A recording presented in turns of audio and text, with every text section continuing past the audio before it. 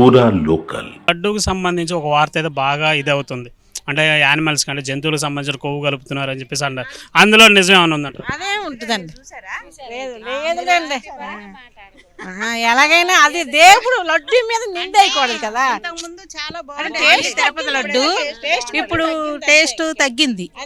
ఇది తిరుపతి లడ్డు ఏనా అని అనిపిస్తుంది. ఏదేమైనా కానీ ఇప్పుడు లడ్డూలో ఇట్లా కల్తీ జరిగింది అంటే మటుకి చాలా మంది భక్తులు బాధపడే సందర్భం కదమ్మా, బాధ కదా. దేవుడు ఆ లడ్డూని కూడా లడ్డూలోని దేవుణ్ణి చూసుకుంటాను, కానీ లడ్డూ మీద అపనింద మోపకూడదు కదా. అది ఒకటే.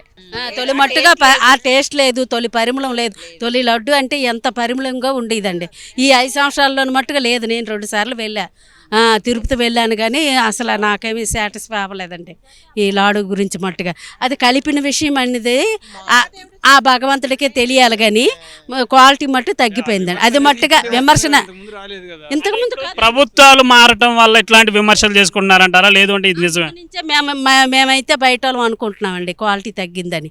ఇప్పుడు ఈ ప్రభుత్వం మారిందనే కాదండి, ముందు నుంచే క్వాలిటీ తగ్గిందని మేము అనుకుంటున్నామండి. ఇక్కడ హైదరాబాద్లో ఉన్న ఆలయానికి కూడా, ఇక్కడ వెంకటేశ్వర స్వామి గుడికి కూడా తిరుపతి నుంచి లడ్డూలు వస్తాయి అంటారు. వాటిని కూడా మనం తిరుపతిలో వెంకటేశ్వర స్వామి మనకు ప్రత్యేకం పంపించాలని భావిస్తాం కదా.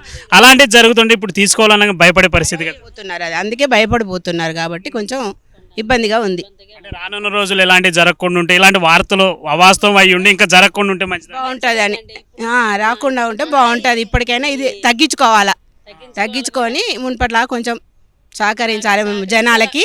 ప్రభుత్వం కూడా, చంద్రబాబు నాయుడు గారు కూడా ఇది బాగా చర్యలు తీసుకొని దీని గురించి బాగా మంచిగా చేయాలని మేము కోరుకుంటున్నామండి.